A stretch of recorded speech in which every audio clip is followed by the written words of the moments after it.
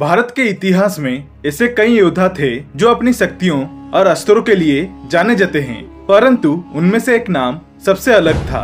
वह था महारथी कर्ण, जो न केवल अपार बल का मालिक था बल्कि उनके पास थे कुछ ऐसे दिव्यास्त्र जिनसे पूरे युद्ध के इतिहास तक बदल सकता था, जिनको ब्रह्मास्त्र से भी रोका नहीं जा सकता। तो आज के इस वीडियो में हम जानेंगे कर्ण के शक्तिशाली दिव्यास्त्रों के बारे में, उनकी शक्ति, उनका इतिहास और उनका प्रयोग। वीडियो में आगे बढ़ने से पहले अगर आप भगवान परशुराम के सच्चे भक्त हैं तो वीडियो को लाइक और कमेंट सेक्शन में ओम जमदग्नाय नमः अवश्य लिखना। नागास्त्र। नागास्त्र एक शक्तिशाली दिव्यास्त्र था जिसका संबंध नागों की ऊर्जा से था। इसे छोड़ने पर यह असंख्य नागों के समान बाणों में परिवर्तित हो जाता था, जो दुश्मनों को जकड़कर नष्ट कर सकते थे। जब इसे छोड़ा जाता था तो यह नागों के भांति गतिशील होकर शत्रु को घेर लेता था। इसकी तीव्रता इतनी अधिक थी कि कोई इसे आसानी से रोक नहीं सकता। यह शत्रु को नागों की कुंडली में फंसा देता था, जिसे वह मुक्त नहीं हो सकते थे। गरुड़ास्त्र। नागास्त्र को केवल एक ही दिव्यास्त्र से रोका जा सकता था, वह था गरुड़ास्त्र। गरुड़ास्त्र भगवान विष्णु के वाहन गरुड़ की शक्ति से युक्त थी। यह अस्त्र विशेष रूप से नागों को नष्ट करने या फिर बेअसर करने के लिए प्रयोग किया जाता था। इसे छोड़ने पर यह हवा में गरुड़ की भांति उड़ते हुए नागों पर हमला करता और उन्हें समाप्त कर देता। यदि कोई योद्धा नागास्त्र का प्रयोग करता तो गरुड़ास्त्र उसे निष्क्रिय कर सकता था। यह लक्ष्य पर सीधा आक्रमण करता और शत्रु को बचने का कोई अवसर नहीं देता। भार्गवास्त्र। भार्गवास्त्र का नाम भगवान परशुराम के नाम भार्गव से पड़ा, जो कि महर्षि भृगु के वंशज थे। यह अस्त्र एक ऐसा महाशक्तिशाली शस्त्र था जो समस्त शत्रुनाशिक शक्तियों से युक्त था। इस अस्त्र की विशेषता यह थी कि यदि किसी योद्धा या फिर देवता पर इसका प्रयोग किया जाए तो उसका बचना लगभग असंभव था।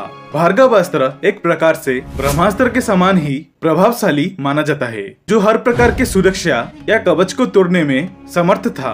ब्रह्मास्त्र के समान ही यह पूरी शत्रु सेना को एक ही बार में समाप्त करने की क्षमता रखता था। इसका प्रयोग महाभारत के युद्ध में महारथी कर्ण ने अर्जुन पर किए थे, जिसका सामना अर्जुन नहीं कर पाए थे क्योंकि उनके पास इसके उत्तर में कोई दिव्यास्त्र नहीं था जो भार्गवास्त्र को निष्क्रिय कर सके। भार्गवास्त्र का प्रभाव एक प्रलयंकारी तूफान की तरह होता है, जो जहाँ गिरता वहाँ समस्त वस्तुओं को भस्म कर सकता था।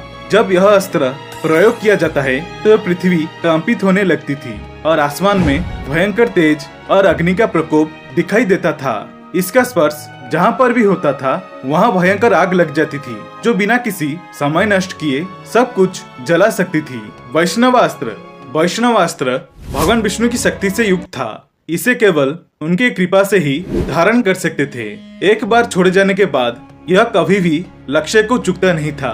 ब्रह्मास्त्र संहारक तो था, परंतु वैष्णवास्त्र अधिक प्रभावी और विशिष्ट लक्ष्य वेधने में अति निपुण अस्त्र था। जब इसे उपयोग किया जाता था तो यह असंख्य अग्निबाणों की वर्षा तथा शत्रु का संहार कर देता था।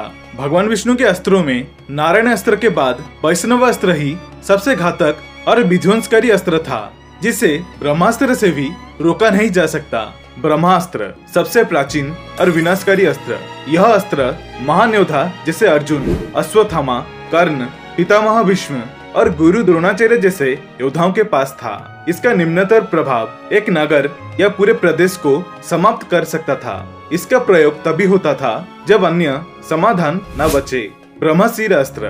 ब्रह्मास्त्र से 4 गुना शक्तिशाली है यह ब्रह्मशिर अस्त्र, इसलिए इसे ब्रह्मास्त्र का विकसित रूप कहा जाता है। इसका तोड़ किसी भी दिव्यास्त्र से नहीं किया जा सकता था। वासवी शक्ति। वासवी शक्ति इंद्रदेव का एक अत्यंत शक्तिशाली दिव्यास्त्र था। इसे त्रिदेवों के कृपा से बनाया गया था और इसे अमोघ माना जाता है।